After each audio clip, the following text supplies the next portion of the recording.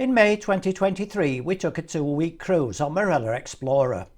The ship was based in Corfu and the first week took us to the Greek islands of Santorini, Mykonos, Rhodes, Crete and to Katakolon on the Greek mainland. Our first day was spent at sea, so let's take a look round the ship, starting in our cabin. This had an extra large balcony complete with hammock.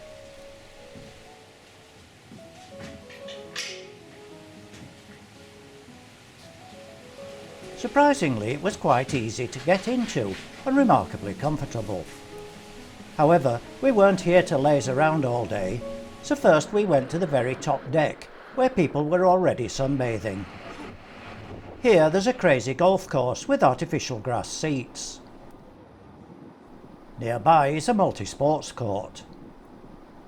Inside is indigo, with a bar looking straight forward out to sea, and a small dance floor.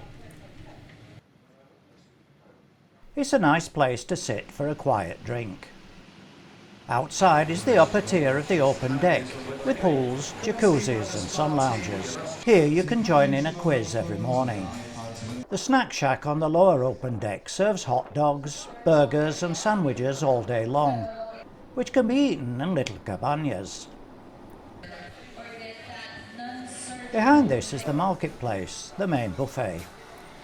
Then comes the Mediterranean, which serves tapas, pizzas and pasta.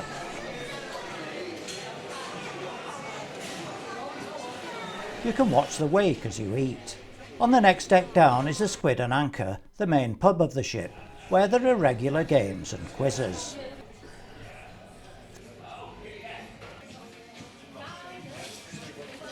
But we've got Patricia. Forward of the pub are the Broad Street shops with daily special offers.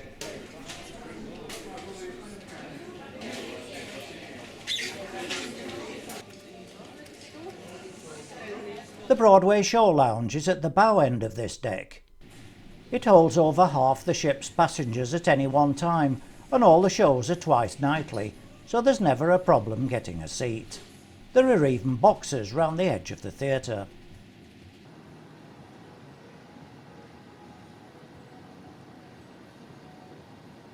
There are 3 main staircases, with lifts to all decks, which are kept scrupulously clean by the very friendly staff.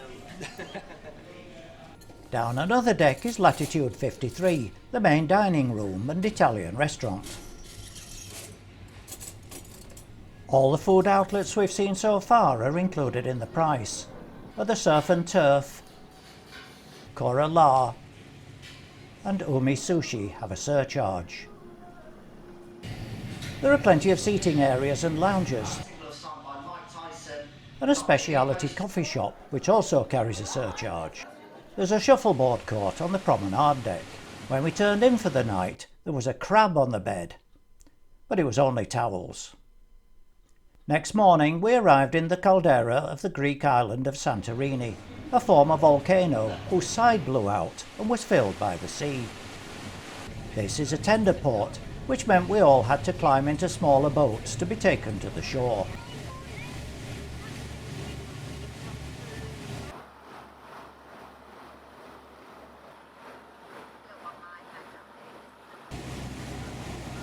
Once ashore, we got on a coach for an excursion to lesser known parts of Santorini.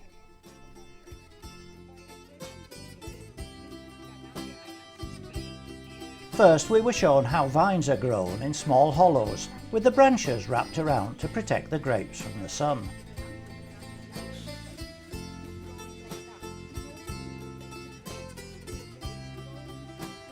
Then we walked through the narrow streets of the picturesque village of Megalakori, which dates back to at least the 17th century. It's a labyrinth of winding alleys, whitewashed houses and blue-domed churches with ornate bell towers.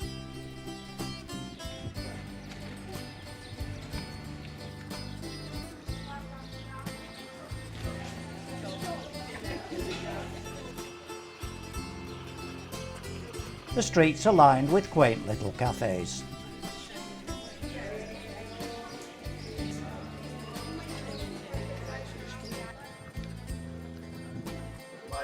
From here we were driven to the highest point on Santorini for far-reaching views over the island and the sea beyond.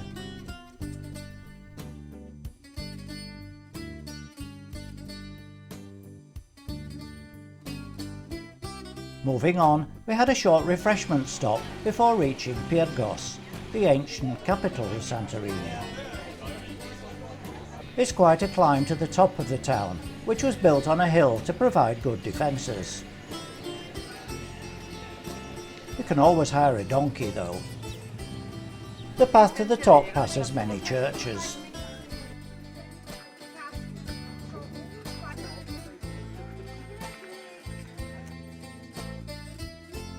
There are little shops and narrow alleys on the way.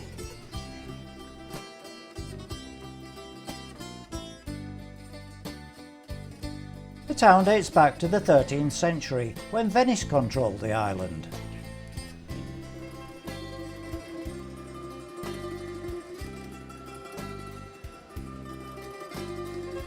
At the top of the town stands the main Greek Orthodox church, overlooking the town.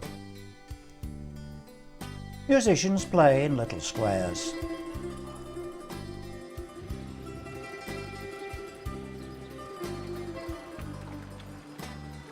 Making our way back down, we then got back to the coach to go to Thera, the current capital. We walked up the hill until we came to the Orthodox Cathedral, which stands on the edge of the caldera, and from here we could see our ship, 1,300 feet below. A promenade runs from the front of the cathedral along the cliff edge, with fantastic views over the bay and of houses clinging to the hillside.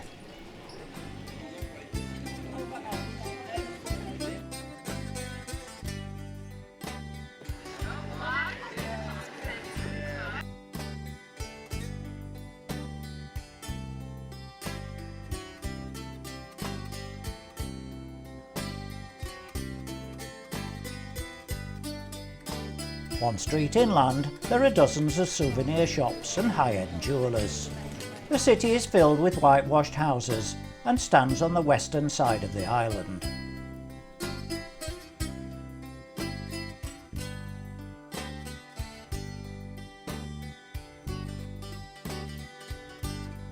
The promenade ends at the Catholic church, but a footpath continues higher, passing more churches.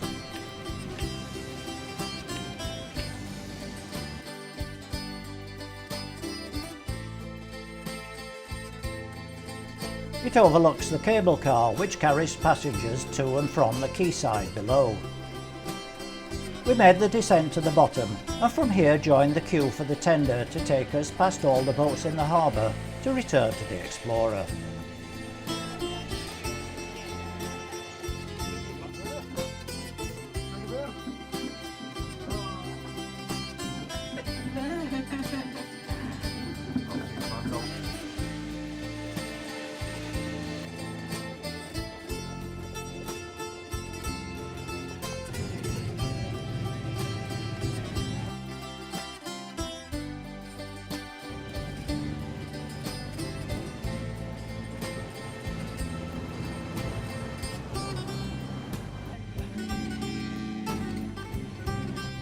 With one last look back at Thera, we left Santorini to sail to Mykonos.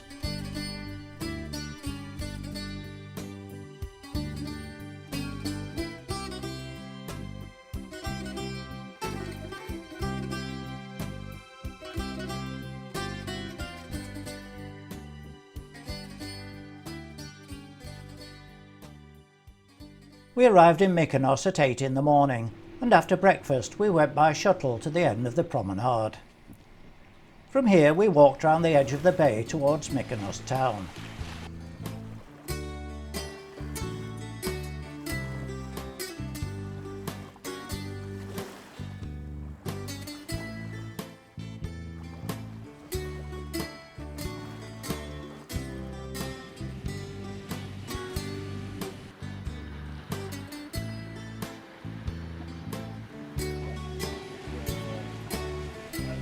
The whitewashed buildings in the old town line narrow, labyrinthine lanes, and many are covered in bougainvillea.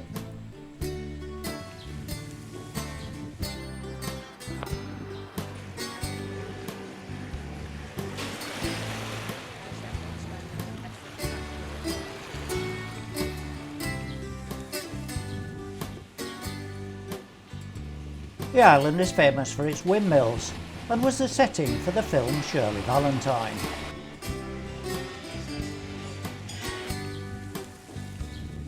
When we got closer to the windmills, we discovered that they were being renovated as holiday lets, with amazing views over the sugar cube buildings of the town.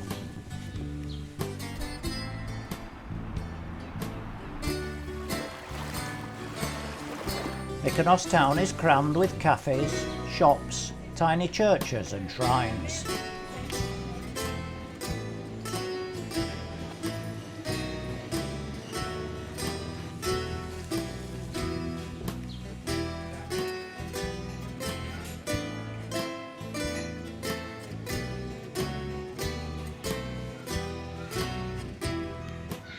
The edges of the stones on all the pavements are painted white, and this is repainted regularly.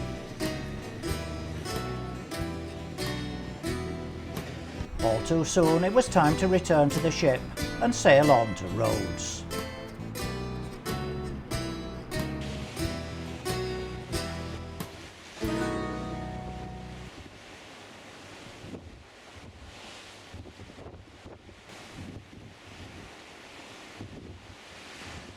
Early in the morning, Explorer tied up in Rhodes Harbour, and then we walked down to the quay to the shuttle bus, which took us past ferries and other cruise ships to the harbour entrance.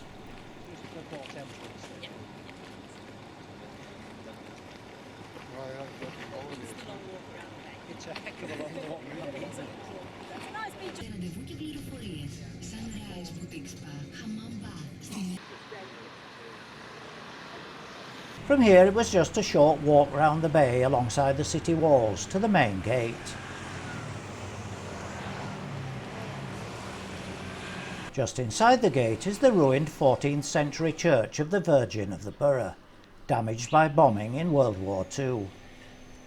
Behind the church is a small park, and beyond this are the ruins of an ancient Roman church, which had 3 apses.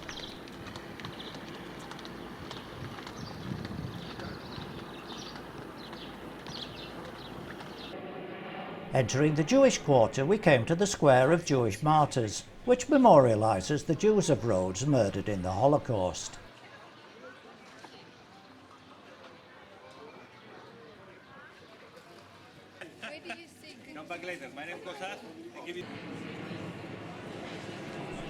Nearby is Hippocrates Square, filled with cafes and souvenir shops, as well as a distinctive fountain.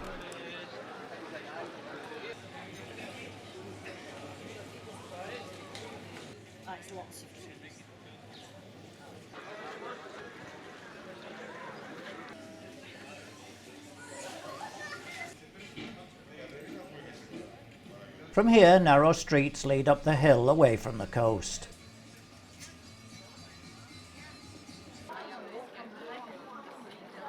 In Museo Square, the Archaeological Museum of Rhodes is housed in the former hospital of the Knights of St. John. The square is cobbled in interesting patterns. It's noticeable that the buildings in Rhodes are stone, unlike other Greek islands where they're whitewashed.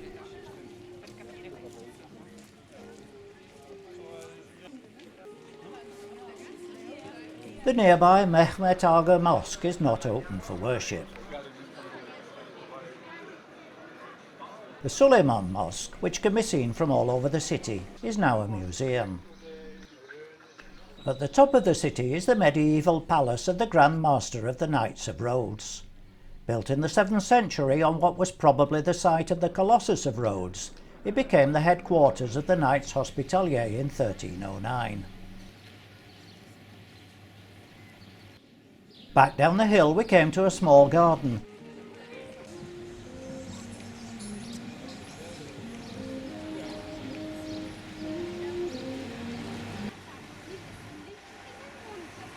Between the walls is this interesting sculpture, which includes living plants. Beyond the gate are the Mandrake windmills, built in the 14th century by the Knights of Rhodes.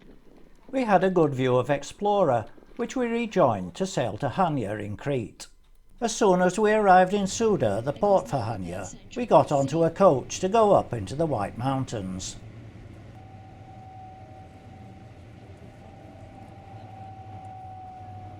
We were going to the top of the Samaria Gorge on the western side of Crete, which is surrounded by magnificent mountain peaks.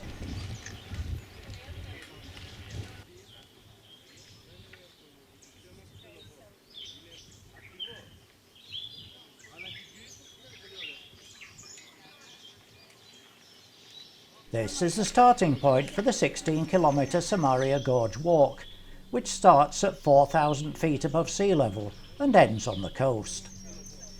It's a 5 to 7 hour walk through rough terrain, so we decided to go to a local taverna for coffee and snacks instead.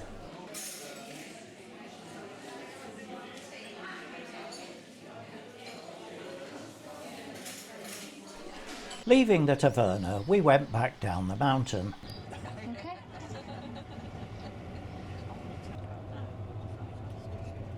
We stopped at a small village where a statue commemorates locals who watched for invaders by standing on each other's shoulders for extra height.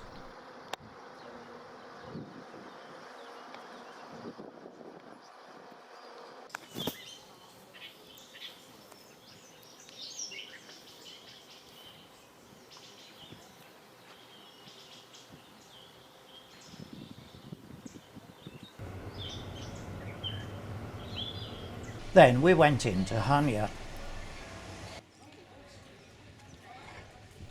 The picturesque old town is centred round the harbour and seafront and is very popular with tourists.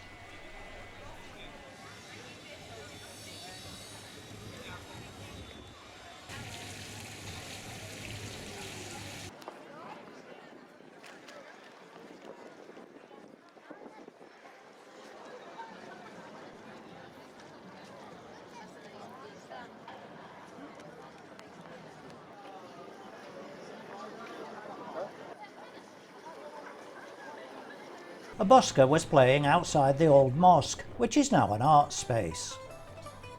You can take carriage rides from here.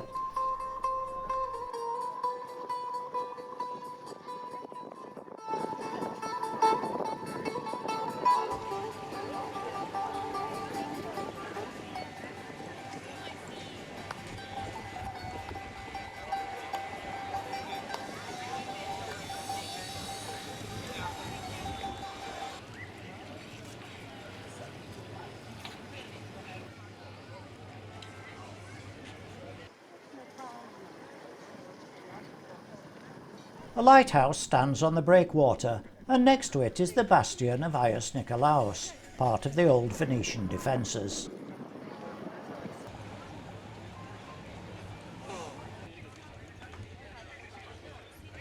The waterfront is lined with cafes and restaurants.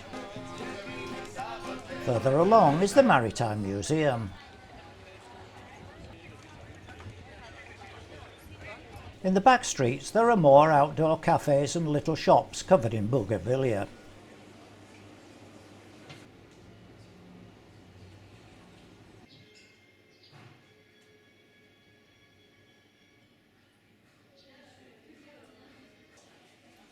Then it was time to return to the ship and continue to Katakolon.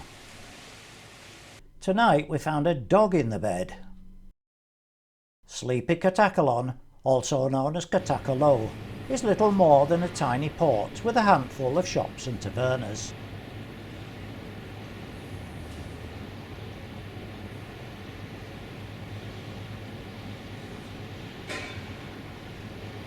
The ship docked right in the town, with its main and only street a 5-minute walk away.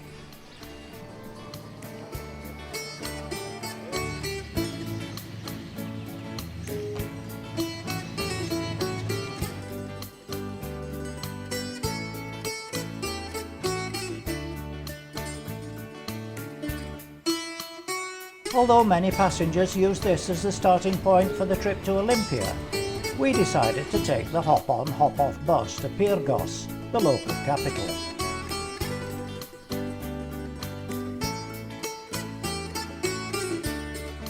From the top of the bus we got good views of the open countryside, past the crops of maize and pretty little houses, and even a small monastery.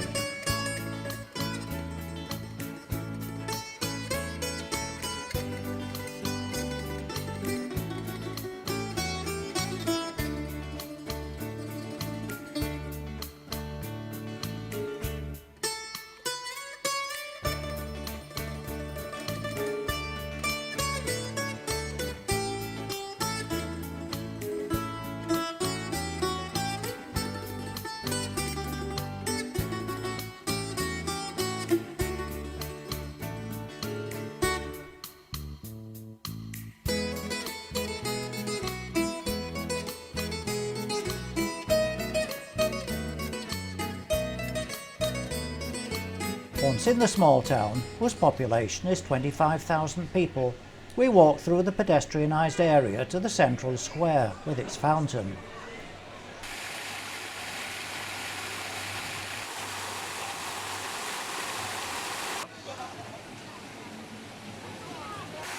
At the top of the square is the beautiful Orthodox Church of St. Nicholas.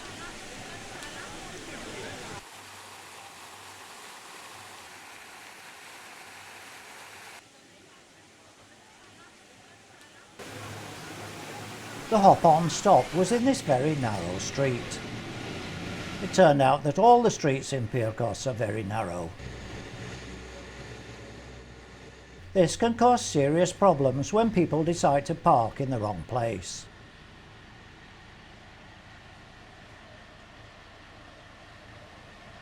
This moped was moved, but how we managed to squeeze past the car, goodness knows. Then it was back past the monastery and fields until we got back to Katakolon.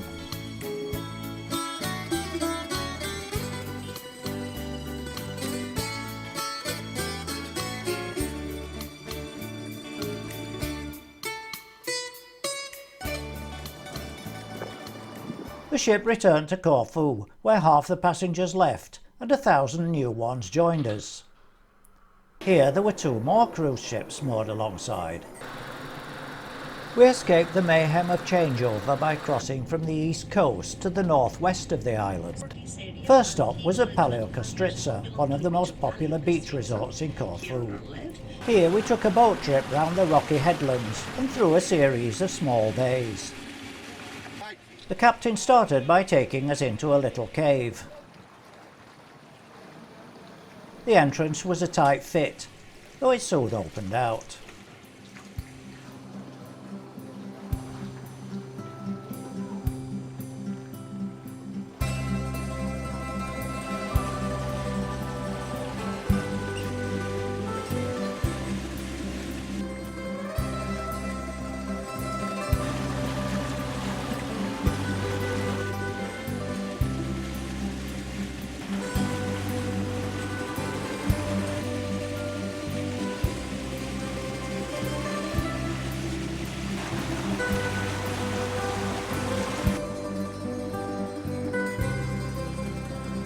We went into more sea caves.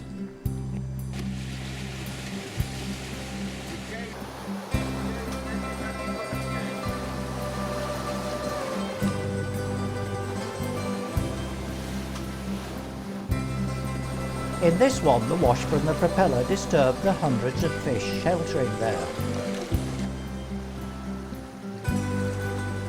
We passed several small bays where hotels and resorts lined the coast.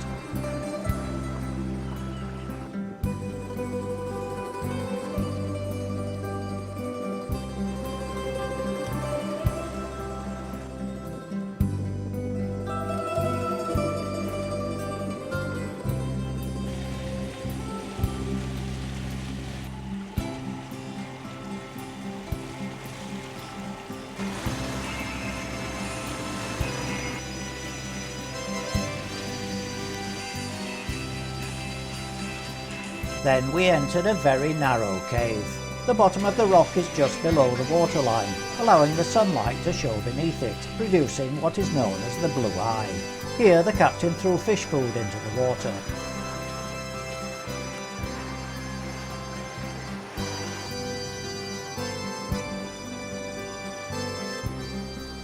We then headed back, passing the Lion's Head Rock as we return to the landing stage.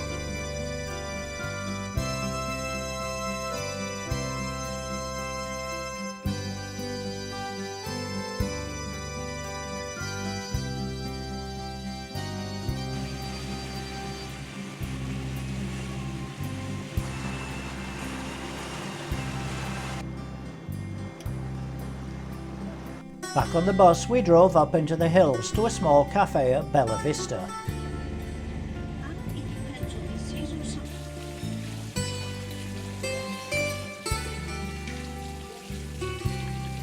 From here we had a bird's eye view of Paleokastritsa and its heart-shaped bay. Nearby is the Byzantine monastery of St. Paraskevi at Makrades. The monastery was founded in the 17th century and is now home to just 3 nuns. The chapel has a magnificent interior. So we're talking about the period when the new religion established. People didn't know about the new Hidden religion. in the bushes was a viper. We left the monastery to return to Corfu town.